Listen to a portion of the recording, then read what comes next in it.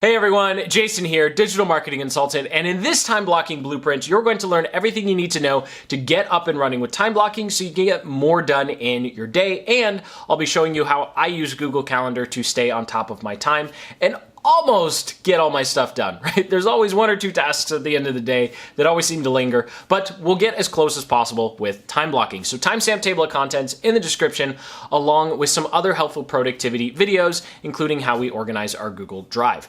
Now, before we get into my simple 5-step system for time blocking your day, let's go and talk about the 3 keys to success that's going to allow you to get the biggest benefit out of time blocking, because I think there are a couple of misconceptions. Now, all time blocking is intentionally planning out your day, saying what types of tasks you're going to work on at what time. So it's not spreading out your to-do list over the day. It's saying at what specific times you're going to be doing what specific type of tasks. That will make a whole lot more sense, especially when we start getting into the different types of time blocks you should be setting up. Now, the first key to success when it comes to time blocking is treating your time blocks as an appointment and as unchangeable when they actually happen or occur. So this doesn't mean that when you do a time block, you say that you're going to work on this in the morning and then, maybe your house is burning down and you're like, no, I said I was going to do it. Like there are times where you want to change it, but when you're in the middle of your time block, it needs to be treated as you would treat an actual appointment or an interview. So just think about it for a second. Irrespective of how busy your life is, if you walk into an interview or you're having a meeting with a potential client, even if you're bored out of your mind, you're not going to pick up Instagram and start scrolling through it. You're not going to start tweeting. You're not going to start watching another YouTube video, and you're certainly not going to take a call. As boring as it is, or as like nails on a chalkboard as it might feel, you'll stick it out until the interview's over, until the conversation's over, and then you'll go on with your day because it's an appointment. And that's the same level of commitment that you need to bring to your time blocks, even if you're ADD or you just have this inability to focus for long periods of time. It's a skill that you're going to have to learn.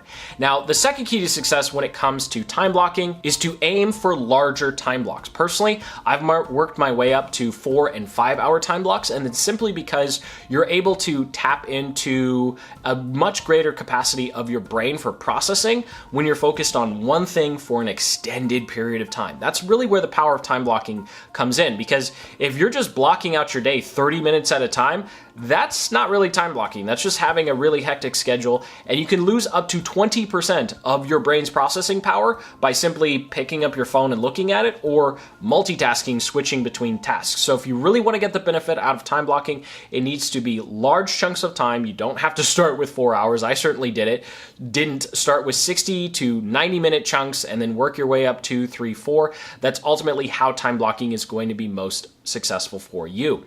Now, the third key to success, this is specifically when it comes to starting time blocking, is to not time block your entire week or month all at one go. So when you're just getting started, work by time blocking one aspect of your schedule or life. So if you have a full-time job, something that I did is I started time blocking just on the weekends, or I would time block when I got home, or I would wake up at the crack of dawn and time block before I got to work. So you either want to choose one day a week that you're going to start with, this is the day of the week that I'm going to time block, or start time blocking a specific part of your day. So say you're going to wake up and between 8 and 12, that's when you're going to time block. And then after 12 o'clock, the world can go crazy. Who knows what happens, but at least you committed to your time blocks in the morning. So it's very hard to start with time blocking the entire day. Now, the very first step to getting started with time blocking is time blocking your one thing time. And this comes out of the book, The One Thing by Gary Keller, who built Keller Williams, one of the largest real estate companies in the world. So he knows a thing or two about how to use his time. And one of the things he really focuses on is finding what is that one project? What is that one thing that you can do with your time that by doing it, everything else is going to become easier? So if we jump into my Google Calendar right now, you can see it's about 9 a.m. in the morning when I'm recording this, and you can see that before that, I wrote 2 videos and I've already recorded another video. And as you can see, there are time blocks for recording videos between 5 a.m. and around 9:30 or 10 a.m. every single day. If we go back to the previous week, you could see it was the same. Friday, I ran out of videos to make, so I wound up doing something else with my time. And if we skip a week forward, you can see that I've already blocked out that time. And this is my one thing time. So I know if I only got one thing done today, what would it be? Record the videos that I need to record. In this case, it's my one thing is 2 videos. But whatever it is for you, it doesn't have to be at 5 a.m. in the morning, but whatever it is for you, 2 or 3 hours should be the very first time block that you set up for whatever the one thing is for you. For me, it's recording videos. For you, it could be something else, but that's really the core and power of where time blocking should start. And if you're a night owl, then time block it at night. If you only have time on the weekends, that's how I started. Time block it on your weekends, right? If you're doing your side hustle. So wherever it is, you need to time block that one thing first because that's the most important thing. And then everything else, you can find time to fit in anywhere.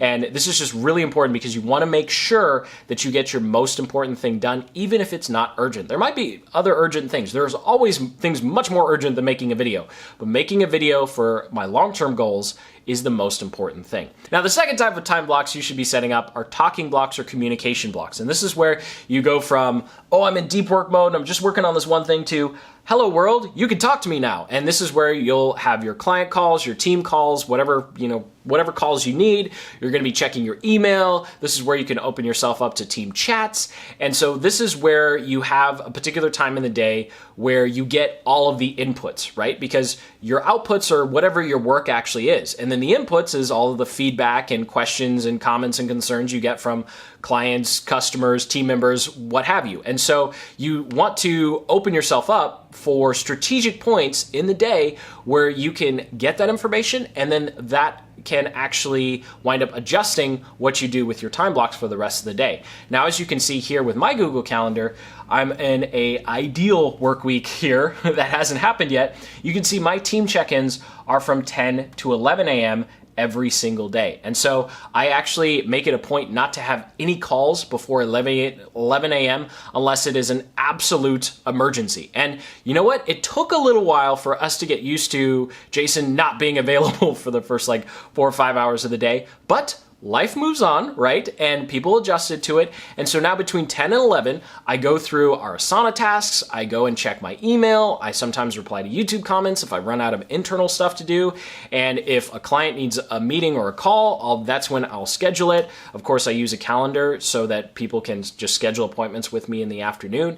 And then that way, after that hour, I can close myself off again and go back to work. And so you might need 2 or 3 hours to check your email. It's not about judging yourself for how much time you need for communication. It's more about planning and saying, you know what, I know at this time I'm going to check my email, I'm going to check my phone, and that gives you the freedom to be very focused and in a just cone of silence while you're working on your actual projects and tasks. Now, the third type of time block I recommend you set up is your planning time. And this is the time where you're going to be planning out your time blocks. You're going to be reviewing how your time blocks went, which I'll get to in step number 5. And then, of course, also just making sure that the way you're spending your time is still in line with whatever your goals are. So for me, this is typically 2 to 3 hours a week. You can have a day plan. So if you have a more fluid schedule where you're constantly booking appointments or you're not in charge of the whole schedule of when you go to work or when you have work off, then you can actually do something. What I used to do is create a planning time in the morning. So I had an hour block where I would time block the next day or the next 2 or 3 days, depending upon what client requests I had or what my boss told me that I should or should not do. So time blocking definitely is something that can be used even if you don't have 100% control over your time. And this planning time will just ensure that your time blocks don't go too crazy. For me personally, looking at my calendar, I've set up an hour or 2 of planning on Sunday afternoon so I can plan out the week and be ready to go. Now, the next type of time block I recommend you use is a buffer block. And this is really actually the last type of time block that I recommend you actually put into your planner or put onto your calendar. There's a link in the description to the Aspire notebook where you can actually download, if you don't want to use Google Calendar, download a Excel sheet and PDF that you can use for your time blocking. And what you want to put on there is a open block or buffer block. And this is because life happens, right? You can't perfectly plan your time. As much as we would like to, there's always things that come up. There's always things that get in the way. And so what you want to do is have at least an hour or two, what I used to do in the past too, or maybe just have your entire Friday afternoon open so that when things come up, you don't go crazy going, oh my gosh, I packed every single minute of my week in. I don't even have 5 minutes to respond to this person or fix this thing. So you do want buffers in your schedule. For me, I have an hour at the end of the day that I call the day close that you can see here from about 2 to 3 o'clock, where I do final team check-ins, I look at email, and I look at how the day went, and then I just make sure that everything is closed off so that by the time I go to have dinner with the family, I'm not thinking about, oh, what about this, or what about that, or what about this, or what about that. And it also helps you, especially if you're an entrepreneur, agency owner, freelancer, it helps you turn off for the day, because whether you're full-time, part-time, just doing a side hustle, it's very hard to turn off, and having that day close time is very critical to making sure that everything is closed down. If you want to keep working after that, hey, by all means, if you have the energy, you feel like it, great. I sometimes do that too, but you want to make sure that there's a definite end to your day. Or if you already have a definite end to your day and you don't have that problem, then you have some sort of time block throughout the week where you say, you know what, that's my 3 or 4 hours that I know if something comes up or I need extra time, I have it there. So there's plenty of slack in your schedule.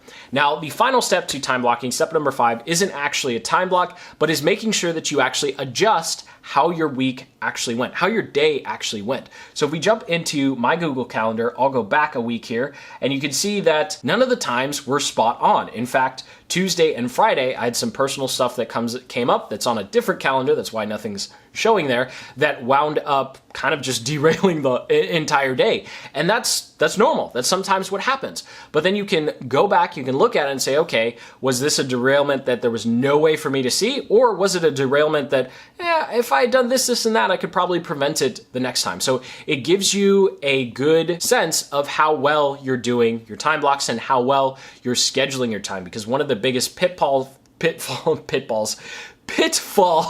with time blocking is when you schedule something for 30 minutes and it winds up taking 2 hours, and then it just pushes everything else off. And so with this, when you keep track of how long things take, you'll become much better at your time blocking moving forward.